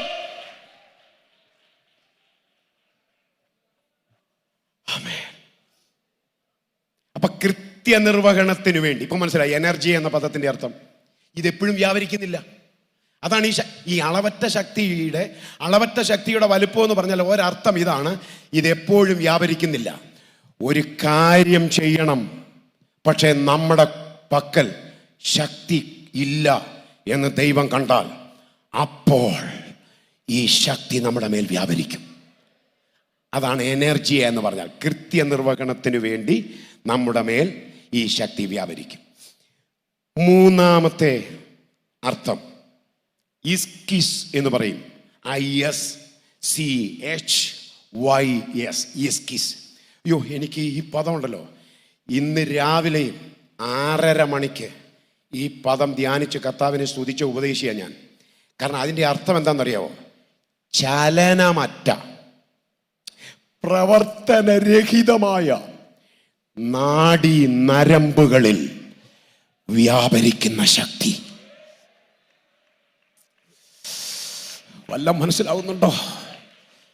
പ്രവർത്തനശേഷി നഷ്ടപ്പെട്ടു, ചലനമില്ല. പക്ഷേ അങ്ങനെയുള്ള നാഡീ നരമ്പുകളിൽ ഈ ശക്തി വ്യാപരിക്കും, ഈ ശക്തി വ്യാപരിക്കും. ഓ, ഇന്ന് രാത്രി ഈ ശക്തി ഇതിനകത്തുനിന്ന് വ്യാപരിച്ചാൽ ചലനശേഷി നഷ്ടപ്പെട്ട ഓർഗൻസിന്റെ മേൽ, ഇത് നിങ്ങളോട് മാത്രം പ്രസംഗിക്കുകയല്ല, ഞാൻ TD ബൗപ്പാസ് തന്നോട് തന്നെ പ്രസംഗിക്കുകയാ. ചലനശേഷി നഷ്ടപ്പെട്ടുകൊണ്ടിരിക്കുന്ന ചില ഓർഗൻസിന്റെ മേൽ ഈ ഹോളിന്റെ ഒരറ്റം മുതൽ പുറത്തിരിക്കുന്ന അങ്ങേ അറ്റത്തിരിക്കുന്നവരുടെ മേൽ വരെ നാഡി നരമ്പുകളിൽ ചലനശേഷി നഷ്ടപ്പെട്ട ഇന്റേണൽ എക്സ്റ്റേണൽ ഓർഗൻസിന്റെ മേൽ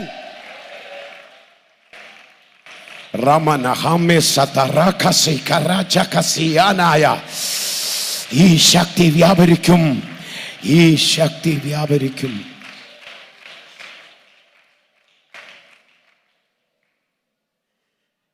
ഈ പദത്തിന്റെ നാലാമത്തെ അർത്ഥം, ശക്തിയുടെ അളവറ്റ വലുപ്പം എന്ന പദത്തിന്റെ നാലാമത്തെ അർത്ഥം എന്താണെന്നറിയാമോ? അത് എന്നെ ധൈര്യപ്പെടുത്തുന്ന ഒരു പദമാണ്.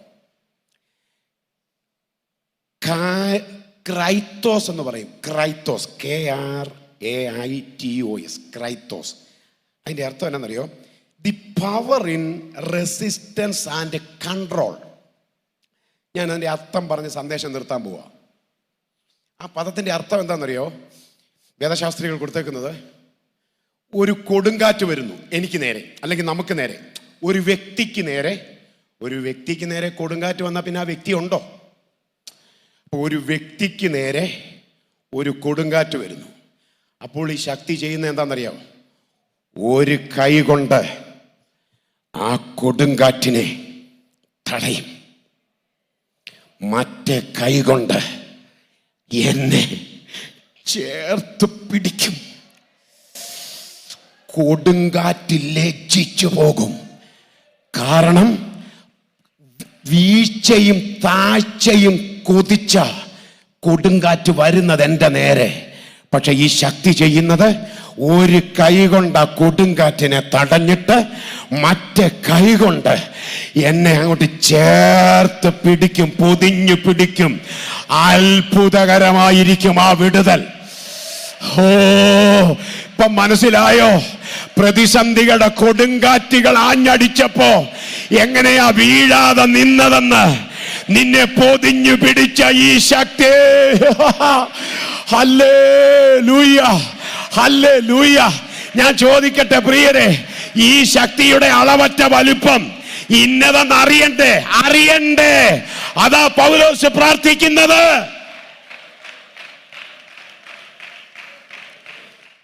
രാഗാസരാധനായ യോശുവ അമാലേക്കിനോട് യുദ്ധം ചെയ്തത് സ്വന്തം ശക്തി കൊണ്ട്. എന്നാൽ സൗരയുദ്ധത്തെ ഭൂമിയിൽ നിന്നുകൊണ്ട് പിടിച്ചു നിർത്തിയത് സ്വന്തം ശക്തി കൊണ്ടല്ല, അവന്റെ മേൽ വ്യാപരിച്ച ശക്തിയുടെ അളവറ്റ വലുപ്പം കൊണ്ട്. ദാവീദ് ആടുകളെ മേയിച്ച് നടന്നത് സ്വന്തം ശക്തി കൊണ്ട. എന്നാൽ വായി പിളർന്ന് ചാടി വീണ സിംഹത്തെ വലിച്ചു കീറിയത് അവന്റെ മേൽ വ്യാപരിച്ച ഈ ശക്തിയുടെ അളവറ്റ വലുപ്പം കൊണ്ട്. അയ്യോ, ഞാൻ ഇങ്ങനെ വിശദീകരിച്ചു പോയാൽ യെഹെസ്കേൽ നോക്കി നിൽക്കുമ്പോ ചിതറിക്കിടന്ന അസ്ഥികൾ റിക്രൂട്ട്മെന്റിന് എഴുന്നേറ്റ് നിൽക്കുന്ന ഒരു സൈന്യമായിട്ട് അസ്ഥികളെ റിക്രൂട്ട്മെന്റിന് സജ്ജരാക്കിയത് എന്താ? അസ്ഥികളുടെ മേൽ വ്യാപരിച്ച ഈ ആത്മാവിന്റെ വ്യാപാര ശക്തി അല്ലേന്ന എന്റെ ചോദ്യം. ഈ ശക്തി വ്യാപരിച്ചാൽ അസ്ഥികളിൽ മജ്ജ പിടിക്കും, അസ്ഥികളിൽ മാംസം പിടിക്കും, അസ്ഥികളിൽ ത്വക്ക് പിടിക്കും.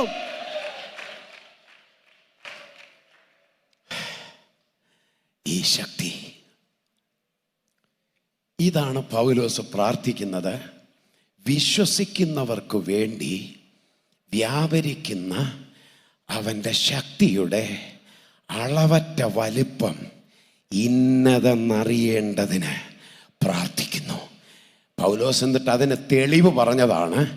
അങ്ങനെ അവൻ ക്രിസ്തുവിലും വ്യാപരിച്ചു. അപ്പോൾ സംഭവിച്ചത് എന്താണെന്ന് നമ്മൾ ധ്യാനിച്ചു. അങ്ങനെയെങ്കിൽ ഉപവാസ പ്രാർത്ഥനയുടെ ഈ 19ാമത് രാത്രിയിൽ ദൈവസഭയോട് കടന്നു വന്ന ദൈവമക്കളോട് ഞാൻ പറയുന്നു, കൈയടിക്കാനും അന്യഭാഷ പറയാനും മാത്രമല്ല ഈ ശക്തി നമ്മുടെ മേൽ വ്യാപരിക്കുന്നത്. ചില അധികാരങ്ങളെ കീഴ്പ്പെടുത്താൻ, ചില വാഴ്ചകളെ വെല്ലുവിളിക്കാൻ, ആമേൻ, നമ്മളെ പിന്നിലാക്കുമെന്ന് പറയുന്ന ചില ദേശാധിപതികളെ പിന്നിലാക്കിക്കൊണ്ട് മുമ്പിലേക്ക് പായാൻ ഈ ശക്തി വ്യാപരിക്കുന്നു. ചലനമറ്റ നാഡി നരമ്പുകളിൽ ഈ ശക്തി വ്യാപരിക്കുന്നു. ഇന്റേണൽ എക്സ്റ്റേണൽ ഓർഗസിന്റെ മേൽ ഈ ശക്തി വ്യാപരിക്കുന്നു. ആമേൻ, ആമേൻ. പോരാ പോരാ, ഈ രാത്രി ഈ ശക്തിയുടെ വ്യാപാരം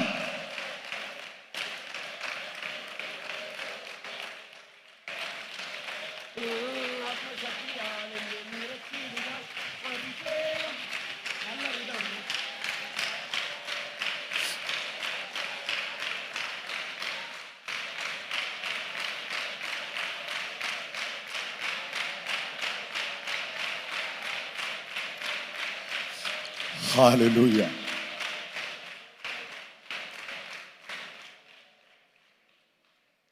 ഹല്ലേലൂയ. ഒരു നിമിഷം നമുക്ക് ദൈവസന്നിധിയിൽ എഴുന്നേൽക്കാം. എഴുന്നേറ്റ് നിൽക്കാൻ ശാരീരിക ബുദ്ധിമുട്ടില്ലാത്തവർ മാത്രം എഴുന്നേൽക്കുക, മറ്റുള്ളവർ ഇരിക്കുക.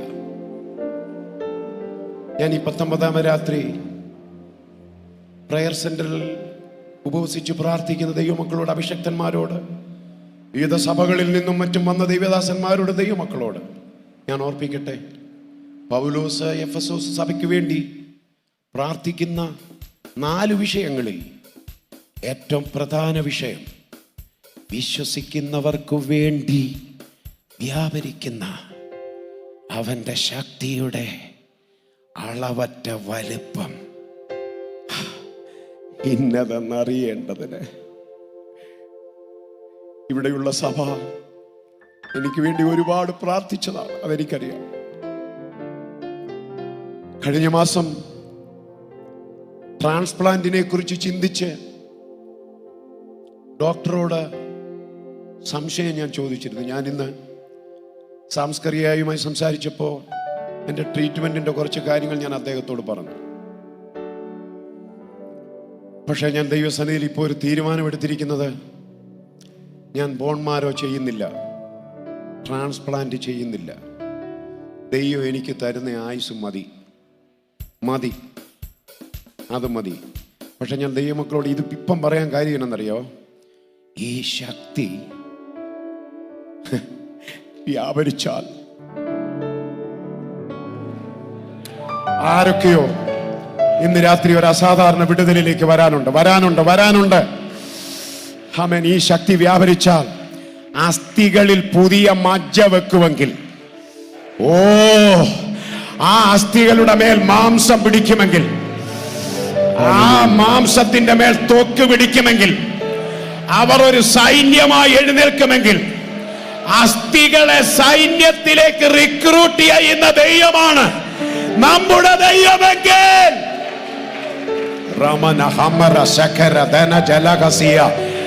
ഞാൻ ദൈവമക്കളോട് വീണ്ടും പറയാം, ഈ പ്രസംഗം കേട്ട് കേട്ട് കേട്ട് പ്രസംഗത്തിന് മാർക്കിടാൻ ഇരിക്കല്ലേ. ഇന്ന് രാത്രി ഈ ദൂത് ഹൃദയത്തിൽ ഏറ്റെടുത്തിട്ട് പറ, അപ്പാ എന്റെ മേലൊന്ന് വ്യാപരിക്കട്ടെ, ഒന്ന് വ്യാപരിക്കട്ടെ. നെറുക മുതൽ പാദം വരെ. ചിലരോട് പറയാ, ചിലരുടെ നെറുക മുതൽ പാദം വരെ അസാധാരണമായ ഒരാത്മശക്തിയുടെ വ്യാപാരം ഇന്ന് രാത്രി വെളിപ്പെടുന്നു. അത് ആത്മാവിൽ ബോധ്യമുള്ളവരൊക്കെ